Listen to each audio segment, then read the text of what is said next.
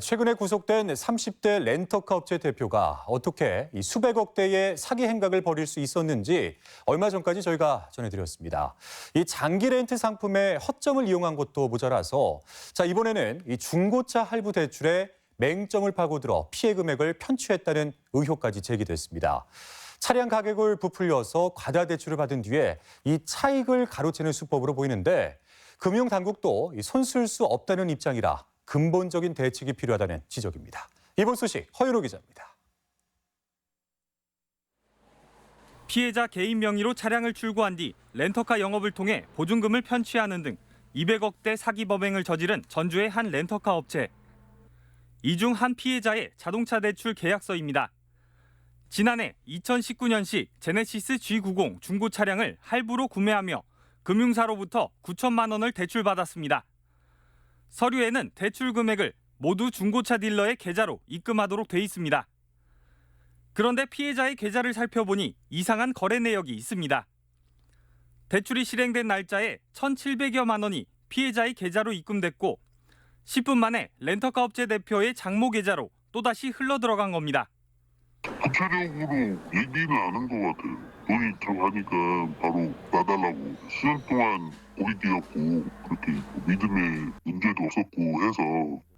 차량의 가격을 부풀려 9천만 원의 대출을 받은 뒤 중고차 업체는 결과적으로 7,200여만 원의 차량 대금을 챙겼고 나머지 1,700여만 원의 차익은 렌터카 업체 대표가 차지한 겁니다. 19년식은 약간 구형이네요. 7천 정도 될 것 같은데? 좀 과하네요. 그러죠. 제가 봤을 때는. 이상한 점은 또 있습니다. 차량 등록을 위해 피해자가 있는 전주가 아닌 대구의 차량 등록 사업소에 제출된 서류에는 차량 가격이 대출 액수보다 무려 4천만 원이 낮은 5,100만 원으로 나와 있습니다. 옛날에는 있었다고 하더라고요. 왜냐면은 등록할 때 취등록세 같은 경우도 이제 많이 발생하니까 거래가가 그러니까 실제로 거래한 거는 좀 낮게 신고하는 거죠. 지금 걸리면은 안 되는 건데. 5천만 원에서 9천만 원까지 같은 차를 두고 고무줄처럼 왔다 갔다 하는 매매 가격. 또 다른 피해자도 마찬가지입니다. 같은 연식의 동일 모델 차량을 8,300만 원에 대출받았는데 자동차 등록을 위해 제출된 서류에는 무려 3천만 원이 적은 5,200여만 원으로 등록돼 있습니다. 차가 가지고 왔을 때 차 내부도 엄청 더럽고 차 하부에서 물도 새고 있었고 카센터에서 한 3, 4일 정도 본인들이 수리를 해서 차를 운행을 했어요. 차량 상태에 비해서는 금액 대출이 터무니없이 높은 거죠. 렌터카 업체 대표를 통해 무려 20여 대의 피해 차량을 매매했다는 중고차 딜러. 차값보다 높은 가격에 과다 대출을 받아준 사실은 시인합니다. 다만 렌터카 업체 대표의 부탁에 믿고 해줬을 뿐 공모하거나 차익을 편취한 사실은 없다고 해명합니다.